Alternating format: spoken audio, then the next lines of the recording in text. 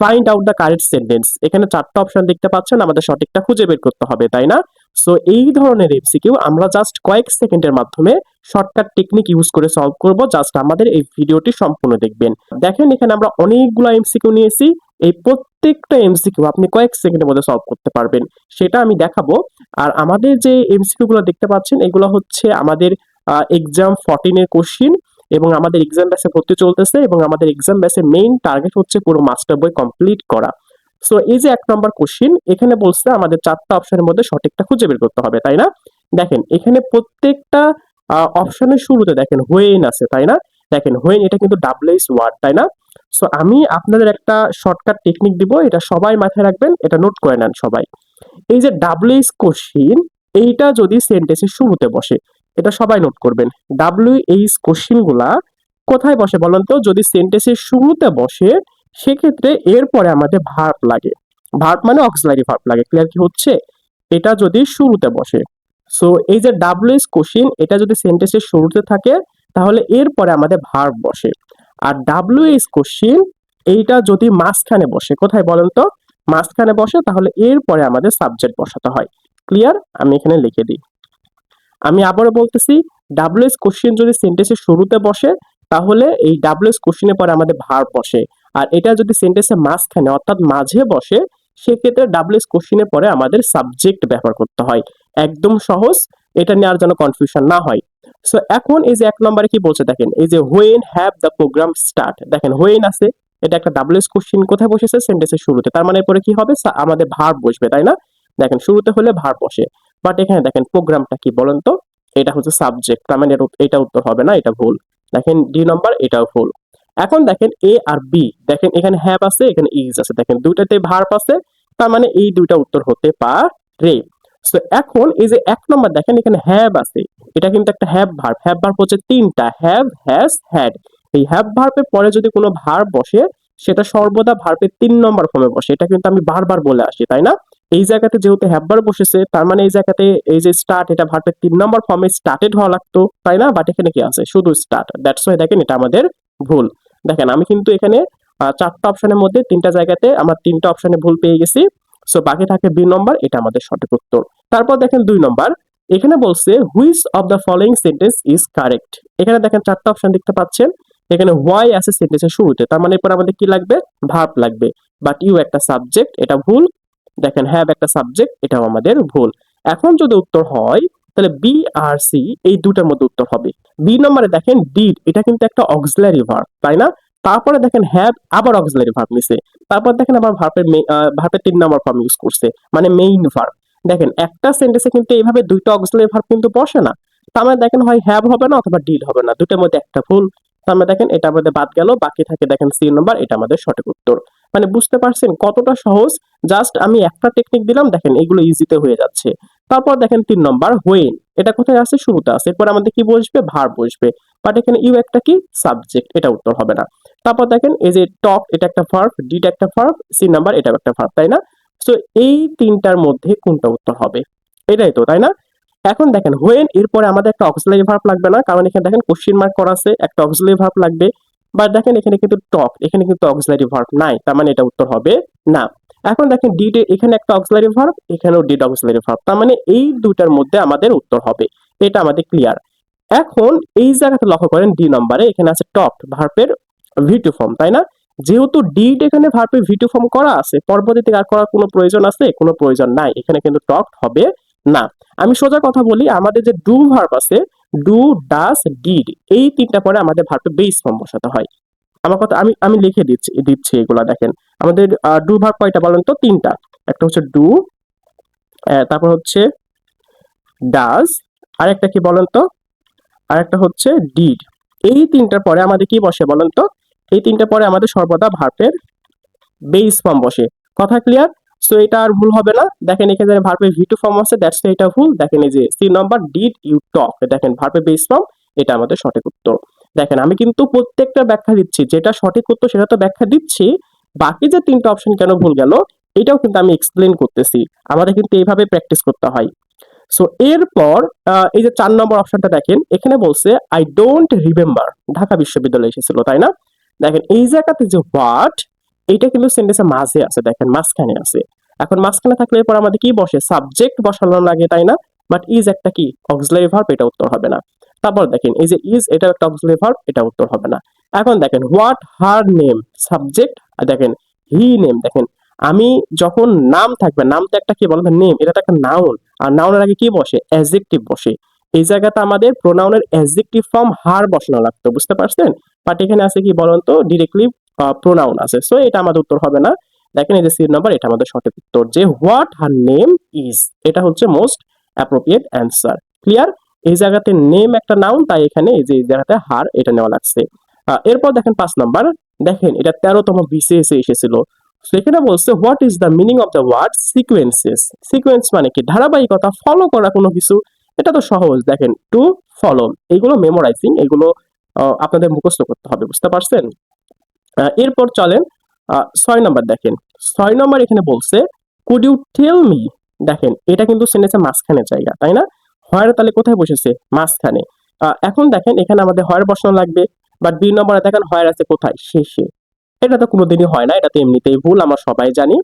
তারপর দেখেন এখানে হয় হওয়া লাগতো, বাট এখানে বসাইছে কি, আগেই ইজ বসাইছে। এই যে হয়ের আগে কিন্তু ইজ বসে না, বুঝতে পারছেন? সো দেখেন এটা আমাদের ভুল। এখন যদি উত্তর হয়, এই দুটোর মধ্যে উত্তর হবে। কথা কি ক্লিয়ার?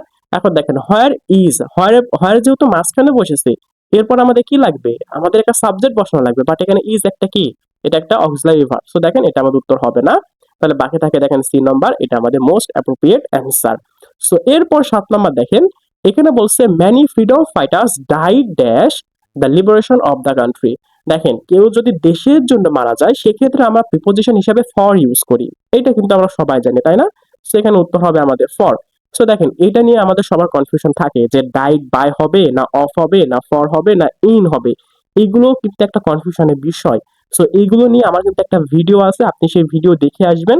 কারণ আমি যদি এটা এখানে এক্সপ্লেন করি, তাহলে আমাদের এই ভিডিওটি অনেক লং হয়ে যাবে। সো আমি এখন এটা বলতেছি না। সো এটা আমাদের, এটার উপর আমাদের একটা ডেডিকেট ভিডিও আছে, সেটা দেখে আসবেন। এরপর দেখেন 8 নম্বর, এখানে বলছে the prefix pre can be added to. এই যে প্রি, এটা এই 4টা অপশনের মধ্যে কার আগে বসতে পারে? দেখেন প্রি হট, এটা কিন্তু কখনোই হয় না, এটা হবে না। প্রি হাট, এটা হয় না। প্রি হিট, এটাও হয় না। But pre hit, B number, এটা কিন্তু হয়। এই প্রি হিট মানে বোঝায় যে আগে থেকে গরম করা, বুঝতে পারছেন? এটা কিন্তু করা যায়, এটা আমাদের সঠিক উত্তর। তারপর দেখেন 9 নম্বর, এখানে বলছে what time dash, what time আছে। তার মানে দেখেন এই যে হোয়াট সেন্টেন্সের শুরুতে, তার মানে এখানে আমার কি লাগবে, অক্সিলারি ভার্ব লাগবে। এটাই তো দেখেন বিগিনস, এটা আমাদের হবে না, এটা আমরা বাদ দিই। এরপর দেখেন ডাস ডাস ডাস, তিনটাতে আমাদের অক্সিলারি ভার্ব আছে। এখন কোনটা উত্তর হবে, দেখেন ডাস বিগিন দ্য ফিল্ম, এটা উত্তর হবে না। ডাস দ্য ফিল্ম বিগিনস, দেখেন এই জায়গা থেকে আছে। আমি কি বলেছিলাম, ডাস, এই যে ডু ডাস ডিড, এই যে ডু ভার্ব, এইগুলো যদি আহ, এইগুলো যদি কোনো সেন্টেন্সে থাকে, তাহলে আমাদের যে ভার্বটা বসবে সেটা বেস ফর্মে বসে। বাট এখানে দেখেন এ যুক্ত করা আছে, তাই না? তার মানে দেখেন এটা আমাদের ভুল। এটা কিন্তু আমি একটু আগে কিন্তু বলে আসলাম। এখন দেখেন এই যে ডাস বিগিন, এই যে ডাজের পরে ডিরেক্টলি আবার ভার্ব এইভাবে কিন্তু বসে না। ডাজের পরে কিন্তু একটা কি লাগে বলেন তো, আমাদের সাবজেক্ট লাগে, তারপরে কেন আমাদের ভার্ব বসে, এটাই তো হয়। দেখেন এটা এখানে কিন্তু তা হয়নি, উল্টা হয়েছে। সো এটা আমাদের ভুল। দেখেন C number, does the film begin, এটা আমাদের মোস্ট অ্যাপ্রোপ্রিয়েট অ্যান্সার। এখন 10 নম্বর এমসিকিউ দেখেন, এখানে বলছে which of the following is the appropriate prefix two from the opposite of practical. মানে এখানে বলতেছে যে প্র্যাকটিক্যাল, এই প্র্যাকটিক্যালের যে অপোজিট ওয়ার্ড যদি করতে চাই, তার আগে আমাদের কোন প্রিফিক্সটা বসাতে হবে, তাই না? দেখেন এই যে প্র্যাকটিক্যাল, এর হচ্ছে অপোজিট ওয়ার্ড কিন্তু আমরা ইমপ্র্যাকটিক্যাল ইউজ করি, তাই না? তার মানে দেখেন ইম লাগালে কিন্তু এটা এটা হচ্ছে অপোজিট ওয়ার্ড হয়ে যাচ্ছে, মানে অ্যান্টোনিম হয়ে যাচ্ছে। আমার কথা ক্লিয়ার হয়েছে? তাহলে এখানে দেখেন ইম মানে আই এম, এটা আমাদের অ্যাপ্রোপ্রিয়েট অ্যান্সার। আর বাকি দেখেন এই যে ইনপ্র্যাকটিক্যাল হয় না, নন প্র্যাকটিক্যাল হয় না, অন প্র্যাকটিক্যালও হয় না, এটা আমাদের কি হয় বলেন তো, ইমপ্র্যাকটিক্যাল। কথা ক্লিয়ার? সো এরপর দেখেন 11 নম্বর, এখানে বলছে which of the following can not use the prefix IVE. মানে এই 4টা অপশনের মধ্যে কোনটা এই যে প্রিফিক্স আইভিই এটা নেয় না, বুঝতে, সরি, সাফিক্স আইভিই এটা নেয় না। এখন দেখেন ইমপ্রেসিভ, দেখেন এটা কিন্তু হয়। ইমপ্রেসিভ আইভিই, এটা কিন্তু করা যায়। ডিসিভ, কনক্লুসিভ, দেখেন এগুলো কিন্তু আইভি যুক্ত হয়। বাট দেখেন কমার্স, এখানে সিই হবে, কমার্সিভ কিন্তু হয় না। তার মানে দেখেন এই যে বি নাম্বার, এটা আমাদের সঠিক উত্তর। ক্লিয়ার কি হচ্ছে? এখানে মানে কোশ্চেনটা বলছে যে এই ৪ টা অপশনের মধ্যে কার সাথে আইভি এটা যুক্ত করা যাবে না। মানে এই সাফিক্সটা যুক্ত হবে না। এরপর দেখেন ১২ নম্বর। এখানে বলছে can you tell me when? When আছে, তাই না? এটা দেখেন সেন্টেন্সের মাঝখানে, তার মানে এবার আমাদের কি লাগবে? সাবজেক্ট লাগবে। এটাই তো। ডাজ একটা কি বলেন? এটা একটা অক্সিলারি ভার্ব। তাহলে কি এটা উত্তর হবে? এটা উত্তর হবে না।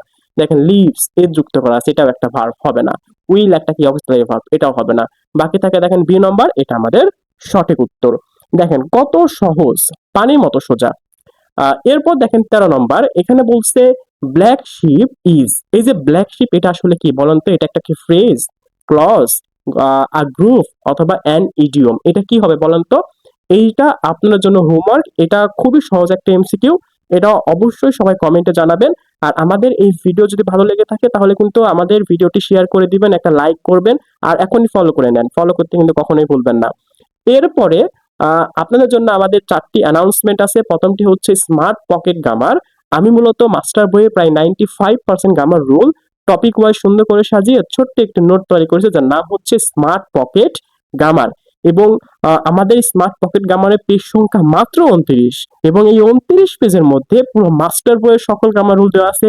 এছাড়াও আদার যে ফেমাস বইগুলো রয়েছে যেমন ইংলিশ ফর কম্পিটিটিভ এক্সাম এবং টোফেল বইগুলো থেকে গুরুত্বপূর্ণ গ্রামার রুল নিয়ে আমাদের এই পকেট গ্রামারটি সাজানো। এবং আমাদের এই গ্রামারের সবচেয়ে স্মার্ট ফিচারটা হচ্ছে আমাদের প্রত্যেকটা রুলের নিচে ক্লাস ভিডিও লিংক করে দেওয়া আছে। অর্থাৎ আপনি যদি কোনো রুল বুঝতে না পারেন তাহলে সেই লিংকে ক্লিক করে আমাদের ভিডিও দেখে আসতে পারবেন। সো এটা কিন্তু আপনার জন্য খুবই কার্যকর। স্পেশালি আপনারা যারা বিসিএস, ব্যাংক, এনটিআরসি অথবা ইউনিভার্সিটি অ্যাডমিশন দিবেন তাদের জন্য তো এটা খুবই কার্যকর। সো এটা আপনি নিতে পারেন এবং এটা কিন্তু পিডিএফ ফাইল পাবেন। ২ নম্বর হচ্ছে আমাদের এক্সাম ব্যাচে ভর্তি চলতেছে এবং এই যে কোশ্চেন এটা কিন্তু আমাদের এক্সাম ব্যাচেরই কোশ্চেন। আমাদের টার্গেট হচ্ছে পুরো মাস্টার বই কমপ্লিট করা এবং এক্সাম ব্যাচে ভর্তি হলে এই যে স্মার্ট পকেট গ্রামার এটা কিন্তু ফ্রিতে পাবেন। ৩ নম্বর হচ্ছে লাইফ টাইম ইংলিশ কোর্স। আমাদের লাইফ টাইম ব্যাচে ভর্তি চলতেছে। এই ব্যাচে আপনি যদি একবার ভর্তি হন তাহলে পরবর্তীতে যতগুলো কোর্স আমাদের লঞ্চ করা হবে প্রত্যেকটা কোর্সে আপনি ক্লাস করতে পারবেন। অর্থাৎ সারা জীবন আপনি ক্লাস করতে পারবেন। এবং এখানে ভর্তি হলে smart pocket grammar exam batch ২ টা ফ্রি পাচ্ছেন। ৪ নম্বর হচ্ছে রিস্টার্ট ব্যাচ। এই ব্যাচটি আপনারা যারা ইউনিভার্সিটি অ্যাডমিশন দিবেন তাদের জন্য, এবং এখানে ভর্তি হলে স্মার্ট পকেট গ্রামার এবং এক্সাম ব্যাচ ২ টাই ফ্রিতে পেয়ে যাচ্ছেন। এখন আপনি যদি আমাদের এই ৪ টার মধ্যে একটিও নিতে চান তাহলে অবশ্যই আমাদের সাথে যোগাযোগ করবেন, অর্থাৎ আমাদের পেজে মেসেজ করবেন অথবা আমাদের হোয়াটসঅ্যাপ নাম্বার 01737546127 এই নাম্বারে মেসেজ করবেন।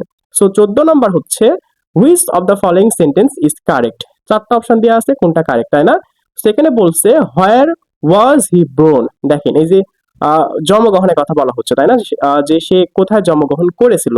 দেখেন এটা কিন্তু আমাদের প্যাসিভে করা লাগে, মাথায় রাখবেন। কেউ জন্মগ্রহণ কিন্তু নিজে নিজে করে না, বুঝতে পারছেন? তাকে করানো হয়। তার মানে এটা কিন্তু প্যাসিভ। তাহলে প্যাসিভ যদি হয়, সি নাম্বার দেখেন হ্যাজ। আর হ্যাজ যদি থাকে, তাকে যদি প্যাসিভ করতে চাই সেক্ষেত্রে আমাদের বিন নিয়ে আসতে হয়, মানে হ্যাজ বিন করতে হয়, তাই না? তাহলে কিন্তু দেখেন এখানে কিন্তু বিন নাই, তার মানে এটা আমাদের উত্তর হবে না। এটাও আমাদের বাদ গেল। তারপর দেখেন ডিড, ডিড আছে, এগুলো তো আমাদের প্যাসিভে করা নাই, তাই না? তার মানে এটা এগুলো কি বলেন তো আমাদের ভুল। দেখেন এটা উত্তর হবে না। বাকি থাকে দেখেন এই যে এ নাম্বার, এটা আমাদের সঠিক উত্তর। যে হোয়ার, তারপর দেখেন আমাদের অক্সিলারি ভার্ব হোয়ার ওয়াজ হি বোর্ন। আমার কথা কি ক্লিয়ার হচ্ছে? এগুলো কিন্তু সহজ। এরপর ১৫ নাম্বার বলছে আই আর, মানে এই যে ইর, এটা কোন ওয়ার্ডের আগে ইউজ করা যায়? দেখেন ইরেশনাল এটা কিন্তু হয়, ইররেজুলেট এটাও হয়, ইররেসপন্সিবল এটাও হয়, তিনটাই কিন্তু হয়, তাই না? তার মানে কি উত্তর হবে? এই যে D number, all of A B C, তাই না? তারপরে দেখেন এই যে ১৪ নম্বর, এটি ঢাকা বিশ্ববিদ্যালয়ে এসেছিল। এখানেও বলছে আইডেন্টিফাই দ্য কারেক্ট সেন্টেন্স। ওকে, দেখেন ৪ টা option. I don't know where, দেখেন ৪ টা জায়গাতে হোয়ার আছে, মাঝখানে বসেছে, তার মানে এরপরে আমাদের কি লাগবে? এরপরে আমাদের সাবজেক্ট নিতে হবে, ভার্ব হবে না। বাট ডাস এটা একটা কি বলেন তো? অবভিয়াসলি ভার্ব, তার মানে এটা আমাদের কি বলেন তো? ভুল। একটা গেল আমাদের। এখন দেখেন হোয়ার, এখন দেখেন এই জায়গাতে বলছে যে I don't know where he lives, মানে আমি জানি না সে কোথায় থাকে। এখন দেখেন এই সেন্টেন্সটা কিন্তু অ্যাক্টিভে আছে, এটা কিন্তু প্যাসিভে নাই। যেহেতু প্যাসিভে নাই তাহলে তো এখানে বিন করার কোনো প্রয়োজন নাই, তাই না? কারণ সাবজেক্টটা আমাদের অ্যাক্টিভ। সো দেখেন এটা আমাদের উত্তর হবে না, এটাও দেখেন আমাদের উত্তর হবে না। তাহলে বাকি থাকে কোনটা? এই যে এ নাম্বার বাকি আছে, তার মানে এটা আমাদের সঠিক উত্তর। মানে এইভাবে আমাকে প্র্যাকটিস করতে হয়। আপনি যখন ৪ টা অপশনে ভুল খুঁজে বের করবেন, দেখবেন যে ৩ টা অপশনে ভুল পেয়ে গেছেন, বাকি থাকবে একটা, ওটা আমাদের সঠিক উত্তর। এইভাবে সলভ করলে বেশি ভালো হয় আর এমসিকিউ কম ভুল যায়। এখন দেখেন 17 নম্বর, এখানে বলছে দ্য ওয়ার্ড পারমিসিভ ইম্পাইলস। পারমিসিভ মানে বোঝায় অতিরিক্ত অনুমতি দেওয়া, মানে কোনো কিছু বেশি কি বলে ওই যে উদার করে দেওয়া, মানে লিবারেল করে দেওয়া, বুঝতে পারছেন, মানে বেশি ছাড় দেওয়া। তাহলে দেখেন যে লিবারেল এটা আমাদের মোস্ট অ্যাপ্রোপ্রিয়েট অ্যান্সার। সো এটা আমাদের সঠিক উত্তর। এরপর দেখেন 18 নম্বর, এখানে বলছে the synonym of foil. Foil মানে বোঝায় নষ্ট করে দেওয়া। ফার্স্ট্রেট এটা আমাদের সঠিক উত্তর। বিনষ্ট করে দেওয়া, নষ্ট করে দেওয়া, এইরকম বৃথা হয়ে যাওয়া এটা। এরপর দেখেন 19 নম্বর, এখানে বলছে a hard nut to crack means. এই যে এটা কিন্তু একটা ইডিয়ম ফ্রেজ। দেখেন এখানে বলছে আ হার্ড মানে কঠিন, নাট টু ক্র্যাক মানে কোন একটা কাজ কমপ্লিট করা যখন কঠিন হয়ে যায়, মানে সোজা কথা কোনো একটা জিনিস যদি কঠিন হয় সেক্ষেত্রে আমরা এই জিনিসটা ইউজ করি। আমরা বলতে পারি যে আর ডিফিকাল্ট প্রবলেম মানে কোনো একটা কঠিন সমস্যা। সো এটা আমাদের সঠিক উত্তর। এগুলো ইডিয়ম ফ্রেজ, এগুলো আমার বোঝানোর কিছু নাই, এগুলো আপনাদের মুখস্থ করতে হবে, বুঝতে পারছেন। এগুলো একটু বুঝে বুঝে মুখস্থ করবেন, তাহলেই পারবেন, সহজ আছে। 20 নম্বর বলছে বার্ডস অফ আ ফেইদার। সো এইটা কি হবে তাই না, বার্ডস অফ ফেইদার মানে বোঝায় মানে সেম ধরনের মানুষ, যার আচার আচরণ নেচার সব সেম। দেখেন পার্সন অফ সেম নেচার, দেখেন এটা আমাদের সঠিক উত্তর। এই ইডিয়ম ফ্রেজ থেকে প্রচুর এমসিকিউ আসে, এগুলো পড়তে হবে। 21 নম্বর দেখেন এখানে বলছে you should not be indifferent to. দেখেন ইনডিফারেন্ট মানে উদাসীনতা, ইনডিফারেন্ট এর পরে আমাদের অ্যাপ্রোপ্রিয়েট প্রিপোজিশন হিসাবে আমাদের টু ইউজ করতে হয়। এটা আমাদের মুখস্থ করতে হবে। ইনডিফারেন্ট টু এইটা আমাদের হয়, বুঝতে পারছেন। এই আর এখানে বলছে দেখেন you should not be indifferent to your son misconduct. দেখেন you should not be indifferent মানে তোমার উদাসীনতা হওয়া উচিত না। কি বিষয় বলেন তো, সানস মিসকন্ডাক্ট মানে তোমার সন্তানের যে আচরণ বা তোমার সন্তানের যে কাজকর্ম এটা নিয়ে কিন্তু তোমার উদাসীনতা হওয়া উচিত না, এই কথা এখানে বলা হচ্ছে। ইনডিফারেন্টের পরে আমাদের টু ইউজ করা হয়। 22 নম্বর বলছে the police officer stopped us and asked. দেখেন আমাদের থামালো এবং আস্ক করলো, হোয়ার মাঝখানে আসছে, এরপর আমাদের কি লাগবে, সাবজেক্ট লাগবে। হোয়ার একটা কি বলেন, ভার্ব, তার মানে এটা আমাদের কি বলেন উত্তর হবে না। আর দেখেন এটা একটা অক্সিলারি ভার্ব, এটা উত্তর হবে না। তার মানে দুটার মধ্যে উত্তর হবে তাই না। সো এই দুটার মধ্যে কোনটা হবে, দেখেন উই আর গোয়িং প্রেজেন্ট হবে না পাস্টে হবে। দেখেন পুরো সেন্টেন্সটা কি আছে, দেখেন এখানে নোট করা বিষয় স্টপেড, তারপর দেখেন এখানে কি আছে আস্কড। দেখেন এই যে স্টপেড আস্কড, দেখেন এগুলো ইডি যুক্ত আছে, তার মানে এগুলো ভি টু তে আছে, পাস্টে আছে। তার মানে পুরো সেন্টেন্সটা পাস্টে আছে, এটা আমাদের পাস্টে করতে হবে। তাহলে দেখেন এখানে আর আছে, এটা তো আমাদের প্রেজেন্টে, তার মানে এটা উত্তর হবে না, ডি নাম্বার এটা আমাদের মোস্ট অ্যাপ্রোপ্রিয়েট অ্যান্সার। এখন দেখেন এই যে 23 নম্বর, এখানে বলছে Bangladesh is not infected dash blood flu. দেখেন কোন রোগে আক্রান্ত হওয়ার ক্ষেত্রে আমরা ইনফেক্টেড উইথ ইউজ করি, উইথ এটা হচ্ছে অ্যাপ্রোপ্রিয়েট প্রিপোজিশন। সেখানে আমাদের উইথ এটা আমাদের সঠিক উত্তর, এইটা নিয়ে আমাদের কোনো ডিবেট নাই। 24 নম্বর বলছে চুজ দ্য কারেক্ট সেন্টেন্স। দেখেন এই যে এটা দেখেন 16তম প্রভাষক নিবন্ধন 2019 সাল এখানে এসেছিল। সো বুঝতে পারছেন এই টপিকটা কতটা ইম্পর্টেন্ট, মানে ডাব্লিউএস কোশ্চিন এবং এমবেডেড কোশ্চিনের টপিকটা। সো এখানে কি আছে দেখেন আই নো হোয়াট, হোয়াট আছে মাঝখানে, তার মানে আমাদের কি লাগবে বলেন তো, মাঝখানে হলে পরে আমাদের সাবজেক্ট বসে।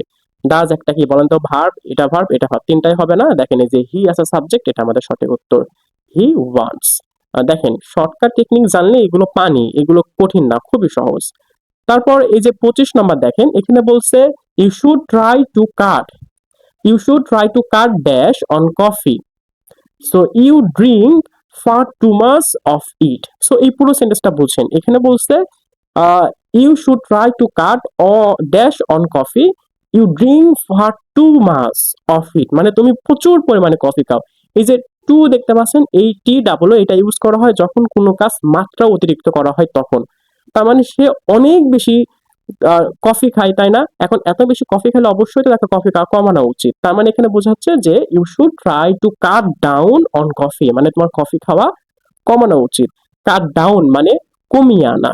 সে এই যে দেখতে পাচ্ছেন কাট ডাউন এটা আমাদের সঠিক উত্তর, এবং এটা কিন্তু গ্রুপ ভার্ব।